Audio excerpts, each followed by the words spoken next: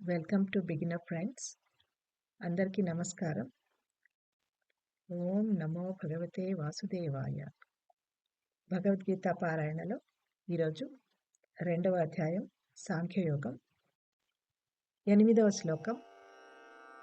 నహి ప్రపశ్యామి మమాపనుద్యాత్ యచ్చోకముచ్ఛోషణమింద్రియాణాం అవాప్య భూమా వసపత్నమృద్ధం రాజ్యం సురాణామపి చాధిపత్యం.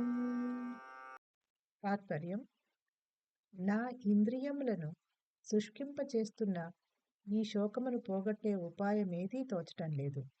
నేను ఈ భూమిపై సుసంపన్నమైన ఎదురులేని రాజ్యాన్ని గెలిచినా లేదా దేవతల వంటి ఆధిపత్యము పొందినా ఈ శోకమును తొలగించుకోలేను. పై శ్లోకంలో అర్జునుడు కృష్ణుడికి శరణాగతుడు అయ్యాడు. ఇప్పుడు తన పరిస్థితిని గురించి వివరిస్తున్నాడు. కృష్ణ, నాలో కలిగిన ఈ శోకము, దుఃఖము, పిరికితనము నా మనసును, ఇంద్రియాలను దహించి వేస్తూ ఉంది. ఈ దుఃఖం ఎలా పోతుందో అర్థం కావటం లేదు. ఎన్ని సిరి సంపదలు, భోగభాగ్యాలు, దుర్భిక్షము అంటే ఎరుగని, శత్రువులు అంటే లేని రాజ్యాధికారము, దేవేంద్ర లోకాధిపత్యము, స్వర్గసుఖాలు ఏమి లభించినా ఈ శోకాగ్ని చల్లారేటట్టు లేదు.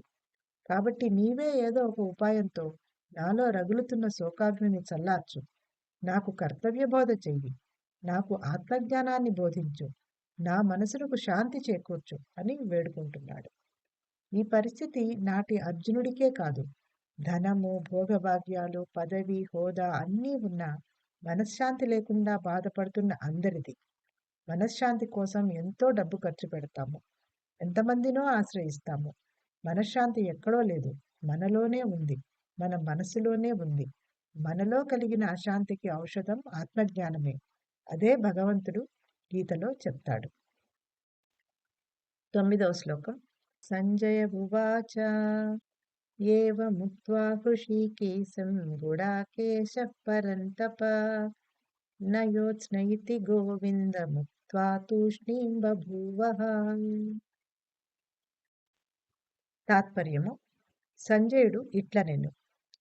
ఈ విధంగా పలికిన గుడాకేశుడు శత్రువులను శిక్షించేవాడైనటువంటి హృషీకేశునితో, గోవింద, నేను యుద్ధం చేయను అంటూ మౌనంగా ఉండిపోయాడు.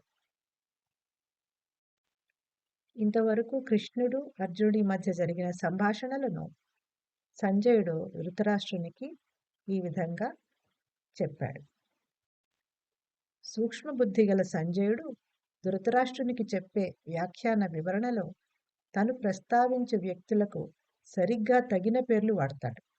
ఇక్కడ అర్జునుడిని గుడాకేశ అంటే నిద్రను జయించినవాడా అని సంబోధించాడు.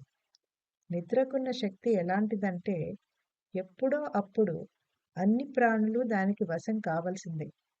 కానీ తన దృఢ సంకల్పంతో అర్జునుడు తనకు తానే ఎంత క్రమశిక్షణ సాధించాడంటే తను అనుకున్న సమయంలోనే, తను అనుకున్నంతసేపే నిద్రని వచ్చేటట్లు చేయగలిగేవాడు.